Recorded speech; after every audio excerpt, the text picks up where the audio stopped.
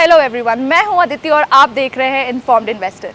आज हम कुछ रैंडम लोगों से बहुत ही बेसिक यूनियन बजट के क्वेश्चंस पूछने वाले हैं। तो चलिए देखते हैं कि हमारे कंट्री के सिटीजन्स को उनके यूनियन बजट के बारे में कितना मालूम है और उनका क्या ओपिनियन है। यूनियन बजट, अभी जो सालाना बजट आता है ना, जो गवर्नमेंट लाती है, उसके बारे में कुछ पूछना है। उसके बारे में तो आपको कुछ मालूम नहीं है। आपको नहीं मालूम यूनियन बजट क्या होता है? आपको पता है अभी नया सरकार बना, अभी तो मोदी सरकार ही है। What is the union budget sir? It is the budget for India, the annual budget wherein all the taxes and Exactly. GSTs are decided. Exactly. Do you know who our finance minister is? Wait, I heard during elections. Who was that? बोला तो नहीं। अभी नया government बना, आपको पता है finance minister कौन है? वो तो पता नहीं, उसका नहीं। अभी मैं इधर नहीं आया हूँ, मैं भी नया 2 दिन हो गया इधर आके। So if you have any idea about what a union budget is? No, not really.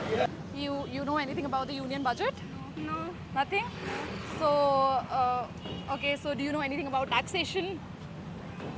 Are you both in school? College. Okay, got it. What are you doing in college? Studying. Studying what subjects? Science. PCMC. Okay, got it. Thank you so much, guys. I want to ask you if you know anything about the union budget. Union budget. Really, I'm not aware about this. You don't know.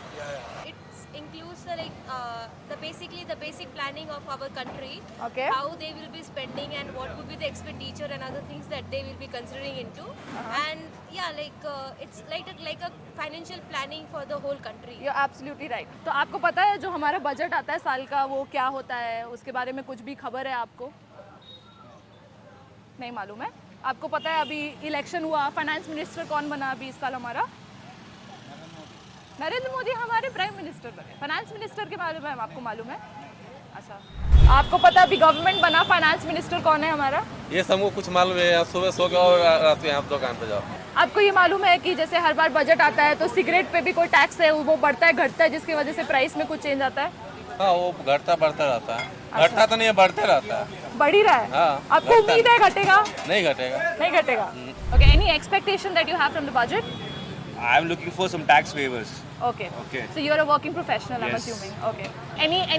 Any suggestion or any expectation that you want to add See, on? the big expectation is about the taxes only. Okay, they have to give a relief for the taxpayers. Got it. If you see the people who fall under a tax bracket Uh-huh.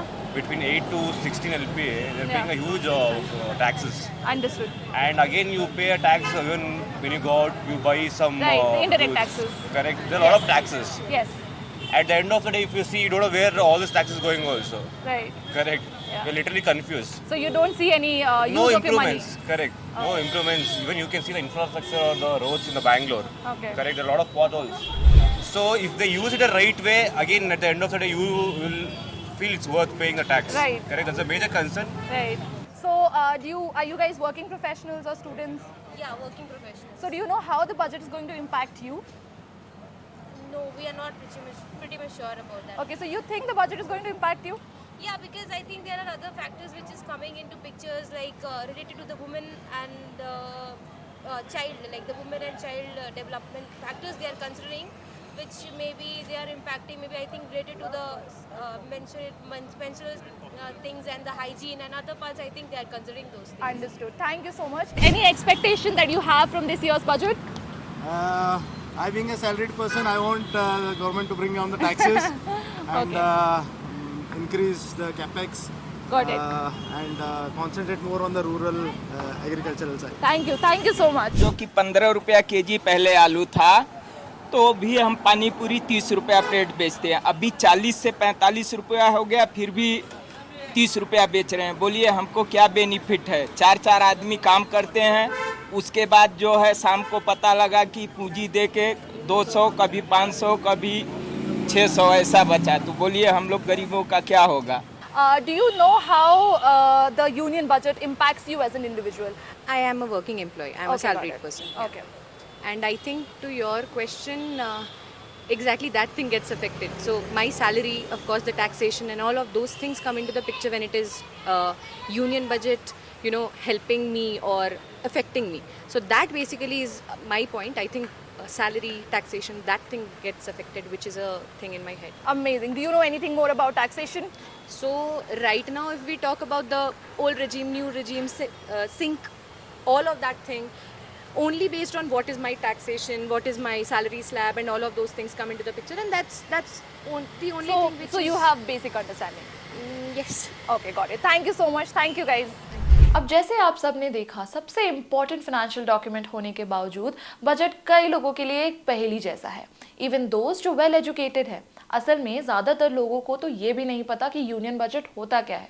But don't worry, इस video में हम union budget के बारे में आपके सारे basic सवालों का जवाब देने वाले हैं। वीडियो के एंड तक आप इस फाइनेंशियल ईयर के अपकमिंग बजट को समझने के लिए अच्छे से तैयार हो जाएंगे। So get ready to become a budget pro.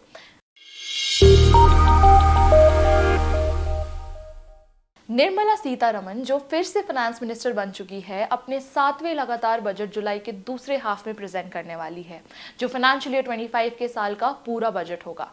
पहले फरवरी में फाइनेंस मिनिस्टर ने लोकसभा इलेक्शन के कारण एक इंटरिम बजट प्रेजेंट किया था। चलिए पहले इंडियन बजट की हिस्ट्री के बारे में जानते हैं। इंडियन यूनियन बजट की एक रिच हिस्ट्री है, dating all the way back to 1860। 1860 में जेम्स विल्सन, एक स्कॉट्समैन, ने पहले बजट प्रेजेंट किया, laying the ground work for India financial future. Fast forward to independence in 1947, R K. Chetty ने इंडिया का पहला budget as a free nation present किया, जो कि इंडिया के लिए पोस्ट पार्टीशन एक हिस्टोरिक मोमेंट था। लेकिन बजट सिर्फ एक डस्टी रिकॉर्ड बुक नहीं है, ये एक लिविंग डॉक्यूमेंट है जो इंडिया की इवॉल्विंग इकोनॉमिक लैंडस्केप के साथ बदलता रहता है। हर गवर्नमेंट अपनी यूनिक प्रायोरिटीज के साथ इस फाइनेंशियल रोड मैप पे अपना योगदान देती है। अगर हम कुछ लैंडमार्क बजट्स की बात करें तो डॉक्टर मनमोहन सिंह के 1991 का बजट एक गेम चेंजर था। ये इंडिया में इकोनॉमिक लिबरलाइजेशन की शुरुआत थी एंड उनके इंट्रोड्यूस रिफॉर्म्स ने इंडियन इकोनॉमी को ट्रांसफॉर्म कर दिया। वैसे ही 2005 के बजट ने इंक्लूसिव ग्रोथ पे फोकस किया और national rural employment guarantee act जैसी स्कीम्स को लॉन्च किया। ये तो सिर्फ इंडियन यूनियन बजट की फैसिनेटिंग कहानी के कुछ एग्जाम्पल्स हैं। लेकिन ये यूनियन बजट आखिर होता क्या है? इसे हम सेंट्रल गवर्नमेंट का फाइनेंशियल प्लेबुक समझ सकते हैं, जो फाइनेंशियल ईयर यानी कि 1 अप्रैल से 31 मार्च तक चलता है। बेसिकली ये एक डिटेल स्टेटमेंट है कि गवर्नमेंट पैसा कैसे कमाएगी और कहां खर्च करेगी। अब आप सोच रहे होंगे कि it's just the finance minister crunching numbers in isolation, but ऐसा नहीं होता है। बजट एक्चुअली एक कोलैबोरेटिव मास्टरपीस है। ये मिनिस्ट्री ऑफ फाइनेंस, अलग अलग मिनिस्ट्रीज और नीति आयोग के बीच एक्सटेंसिव कंसल्टेशंस के बाद रेडी होता है। बजट ड्राफ्ट होने से पहले finance ministry pre budget meetings hold करती है, जहां डाइवर्स स्टेक होल्डर्स के इनसाइट्स और नीड्स गैदर किए जाते हैं। इसमें state representatives, farmers, bankers, economist और ट्रेड यूनियन शामिल होते हैं। इन सब इनपुट्स को कंसिडर करने के बाद प्रपोजल प्राइम मिनिस्टर के साथ डिस्कस किए जाते हैं फॉर द फाइनल अप्रूवल। और जब सारे अप्रूवल्स मिल जाते हैं तो फाइनेंस मिनिस्टर बजट प्रेजेंट करने के सिर्फ 9 से 10 दिन पहले एक स्पेशल इवेंट कराते हैं, जिसे हम हलवा सेरेमनी कहते हैं। हाँ, आपने बिल्कुल सही सुना, हलवा सेरेमनी। ये ट्रेडिशन बजट प्रिंटिंग प्रोसेस के स्टार्ट होने का सिंबल है। इस इवेंट में फाइनेंस मिनिस्टर और बजट बनाने में इन्वॉल्व सारे मिनिस्टर्स होते हैं। हलवा सेरेमनी को इतना इंट्रीगिंग बनाता है सीक्रेसी सराउंडिंग इट। सेरेमनी के बाद जो ऑफिशियल्स और स्टाफ बजट पर काम कर रहे होते हैं, उन्हें उनके ऑफिस में कन्फाइन कर दिया जाता है जब तक बजट प्रेजेंट नहीं हो जाता। इस वक्त उनके फोन कॉल्स मॉनिटर किए जाते हैं, वो प्रीमाइसेस से बाहर नहीं जा सकते हैं और उन पर सीसीटीवी कैमरास और इंटेलिजेंस ब्यूरो के द्वारा नजर भी रखी जाती है। ये स्ट्रिक्ट सेक्लूजन इंश्योर करता है कि बजट डिटेल्स कॉन्फिडेंशियल रहे और ऑफिशियल अनाउंसमेंट से पहले कोई इंफॉर्मेशन लीक ना हो। ग्रैंड फिनाले होता है बजट का पार्लियामेंट में प्रेजेंटेशन। बजट सेशन के पहले दिन फाइनेंस मिनिस्टर स्टेज पर आते हैं बजट को प्रेजेंट करने के लिए। इस प्रेजेंटेशन के दौरान फाइनेंस मिनिस्टर की पॉइंट्स हाईलाइट करते हैं और वेरियस प्रपोजल्स के पीछे के रैशनल को समझाते हैं। तो चाहे आप एक फाइनेंस इंथुजियास्ट हो या सिर्फ ये जानने के लिए क्यूरियस हो कि आपका दिया टैक्स कहाँ खर्च हो रहा है, यूनियन बजट को समझना बहुत क्रूशियल है।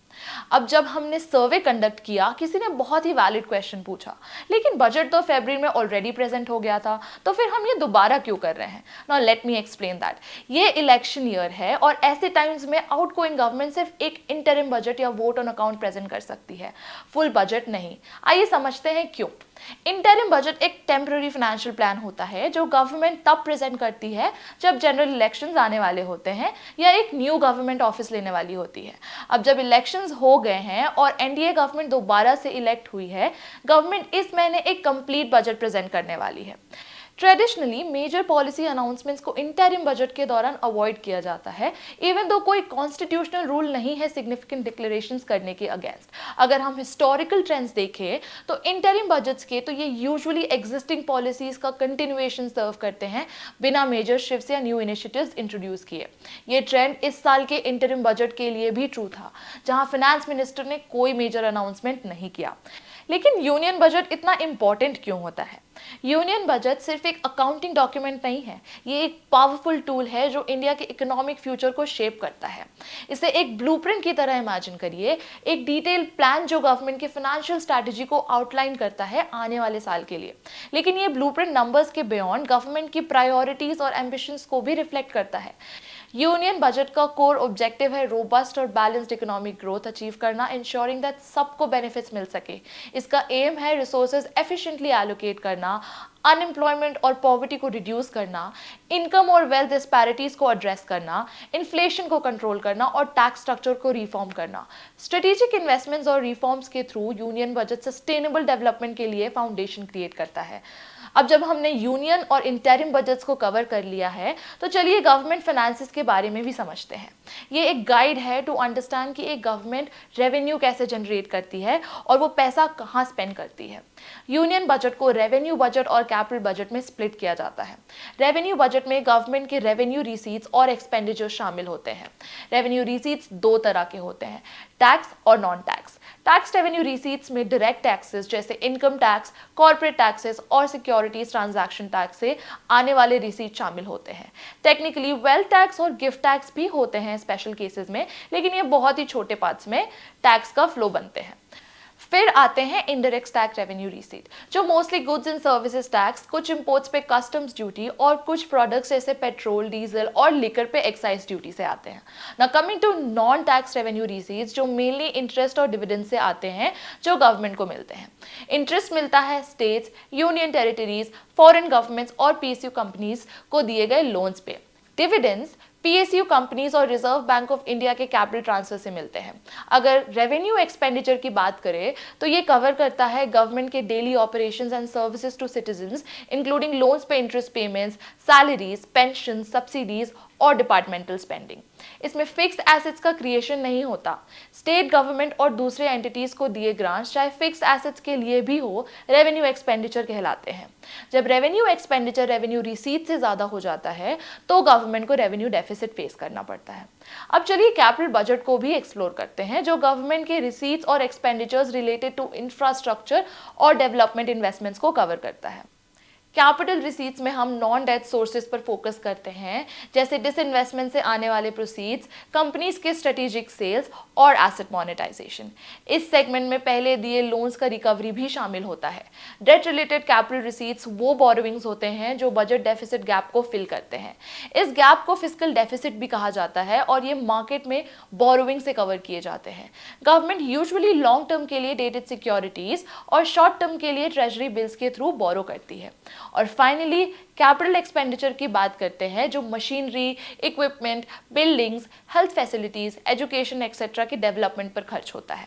ये फंड्स गवर्नमेंट द्वारा एसेट्स बनाने या लाइबिलिटीज कम करने के लिए यूज किए जाते हैं।